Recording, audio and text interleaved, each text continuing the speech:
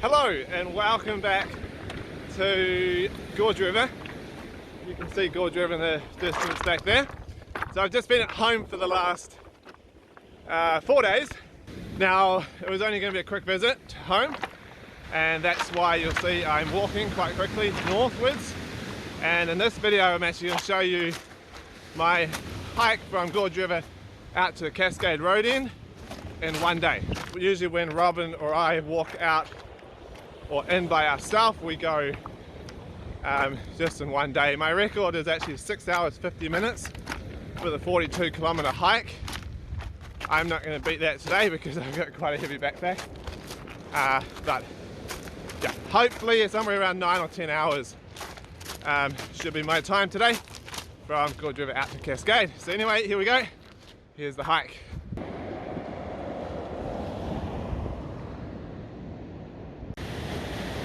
Just walking past the steeples. This marks 1 mile north of Gorge River. And we can see the Southern Legend out there, the fishing boat going past.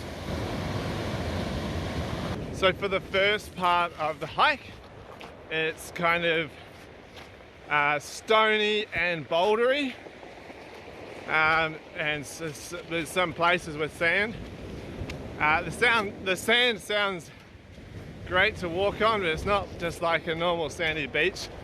The sand is quite soft and it's actually quite hard work to walk through.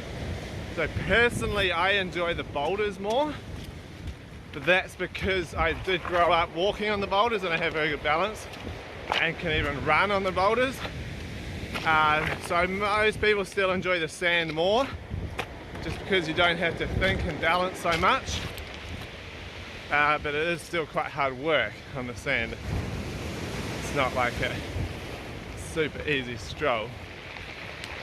For me, I find the boulders are great because it's just solid, most of them, and I can just jump from one to the next, and I can make pretty fast time along the boulders.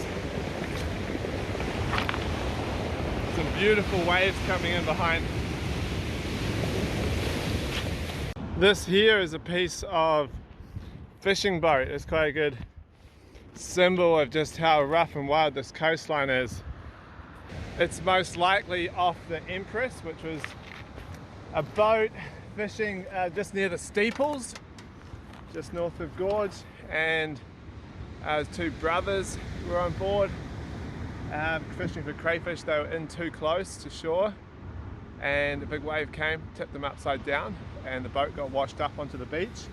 Now one of the brothers, he got out alive, and the other was still alive but stuck in under the bow of the boat as the boat was sitting on the beach, and he was tapping on the hull, but his brother couldn't get him out, and then the tide came in and he drowned.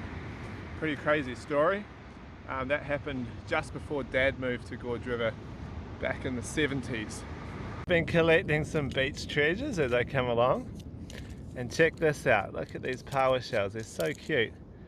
They all fit inside each other, all of them. Sun's out now and I'm just walking along the last bit of what we call Brown's Refuge, and it's probably the most sheltered part of this coastline. That's the sandiest part as well. Yeah, reasonably easy going along this, quite fast. And we're just about to cross the Spoon River, which marks the start of the boulders from here to Barn Bay. For those who don't know, I used to walk out with my family. From the age of 3.5, I actually had to walk the entire 42 kilometers from Gorge River to the road. Pretty crazy for a 3.5-year-old to be walking along this coastline, especially further up where you see the boulders. And the Spoon River actually marks our first campsite of the walk. The whole walk would usually take at least 4 to 5 days, and we would leave Gorge River about midday and we'd walk out the beach here as a family. And at the Spoon we had tents stashed on both sides of the river, and we would usually camp on the north side. That creek is so slippery. I managed to get across almost dry feet, but not quite. Just leaving the coast for half an hour or so, and we're headed inland. This is Sandrock Bluff, and if you are walking from the northern side of Sandrock Bluff, the track starts about 1 kilometre before the bluff, quite a long way north. But if you're walking the direction I'm walking, it's very obvious there's some fishing buoys on a log, and we're just about 100 metres before the bluff where the track starts. The creeks are all really small today, but this is some footage from when I walked in another time, and this whole creek was almost uncrossable. Just at the top of Sandrock Bluff now. That was a good little push up the hill, only took me about 10 minutes through this beautiful forest. Now we keep the track open here. It was actually originally made by bulldozers in the 1970s or late 60s, and we have maintained the track so that there's still a trail for hikers. We mark it with tape and fishing buoys and stuff, and over the years this has always been our way to get out to Cascade Road End. Back out onto the beach now, and this is the bottom of the bluff on the north side. Now if you are planning to hike to Gorge River, take a note of this and see how far north of the bluff we actually are, where the track starts. It's about 1 kilometre at least, so you have to be looking for the track quite early as you come along. And we are going to keep going this way. Now in the next part of the trail is quite bouldery, probably the most bouldery part. Yeah, this bit here is quite rolly and ball bearing again.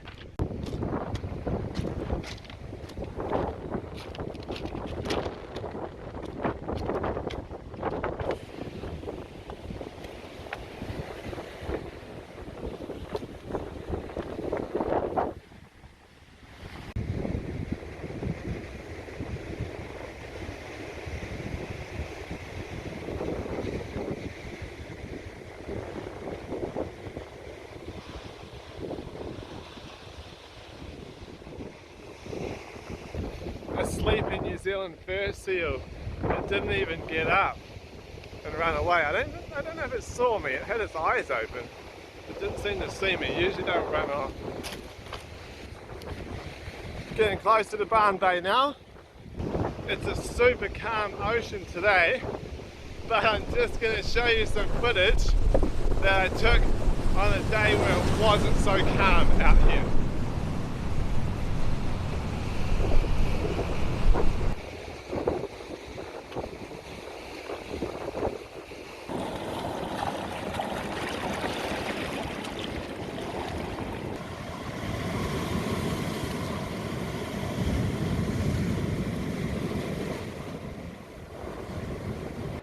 Islands out there, the Needle, and then quite often you see Hector's dolphins just in here. There's a pod or two of them that live here. But for now I'm going to stop and have my first break. I've been going for about 3.5 hours, and I think it's time for a bit of lunch. So I've got a good spot to sit here. There's quite a few sandflies out today, so I'm going to sit somewhere in the wind. I've now turned inland and I'm heading up the Hope River, which I have to cross 3 times. And this kind of marks the halfway for the hike, and it's also the house over here at Barn Bay is where we used to stay as a family for a few days to recover from that hike up the coastline. So what took me 3.5 hours today used to take a good almost 2 days when I was 3.5. We'd stop there for a few days, recover. When the next good fine spell of weather came along, then we would hike onwards towards the Cascade, which is what I am doing now. And I remember a funny story here one time at the Hope River. I was, I don't know, 6 or 7 or something, and I was getting a little bit older, a little bit taller, and so Dad let me cross the rivers by myself next to him rather than being carried across. And it must have been winter, because by the time we crossed the Hope River 4 times, I was very cold and we had to stop at the Hope Hut, and Dad made me a hot cup of sweet milky tea, and I remember that drink because I was frozen.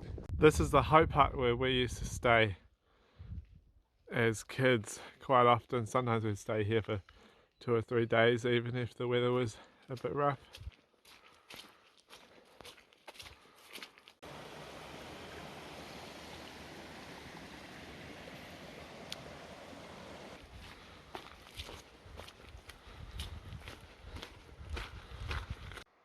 We have a couple of kaka up in the tree.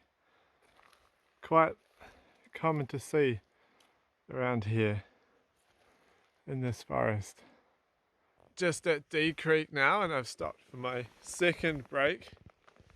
I'm about 3/4 of the way, which puts me 30 kilometers in with 12 to go, I think. And this is definitely the long part of the journey. The last part, it's the easiest besides the large river crossing of the Cascade, but it's definitely the longest, the most tiring part, because every 30 kilometers my legs are starting to get a bit tired now. Just coming out of the last patch of trees, which takes close to an hour to walk through, and there we are. That's the Cascade River flats in front of us. And so now we just have to cross the river flats, cross the river, some more river flats, and we're there. My legs are super tired. They're dragging along the ground almost. Hopefully they don't get too much more tired, or I'm going to have to stop for another rest. Into the first part of the Cascade River now. This is always just a small crossing, not so much. But it is the same water that runs down the big river. Look at that, there's a rainbow.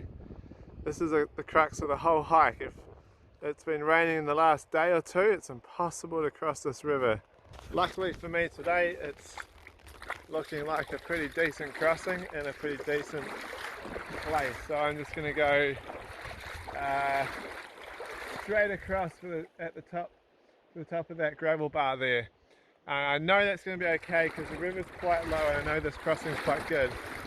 Otherwise I would start a bit further up, and then also my escape if something happens or if the river's getting too deep and too strong, my escape is to come back down to that gravel bar there, and I know I can do that. So know that I've got a very safe crossing here of the Cascade today. So now we're over thigh deep. It's pretty cold and it's pushing quite strong, but I can still fight it reasonably well. If it gets deep, I might end up getting wet pants. Won't be the first time. The main thing is that my laptop in my backpack doesn't get wet. We used to cross this as a family, and when I was really young, or a couple of times, Mum and Dad would go across with Robin in the backpack, and I would actually be left on the south side there as a 5-year-old or 6-year-old, and they'd cross over and Dad would go back with the empty backpack and pick me up. It's pretty scary to watch your family cross the river, not knowing exactly if they're going to make it or not. And I had strict instructions: if something went wrong, I was to walk back down the track, back down to the hut, which is about 2 kilometers away, and wait there until someone found out what had happened. Alright, we're across the Cascade River.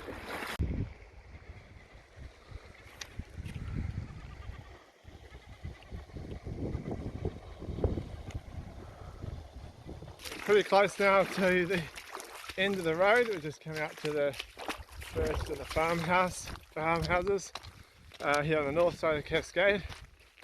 And of course it's raining. I thought I was going to make it without the rain today, but turns out I was wrong. I've been walking just over 8 hours and we're just about to arrive at the gate at the road end and at my car. Just over 8 hours walking is reasonably fast, so I was quite surprised considering I didn't run at all. Often I run quite a bit of it, and I have quite a heavy bag today.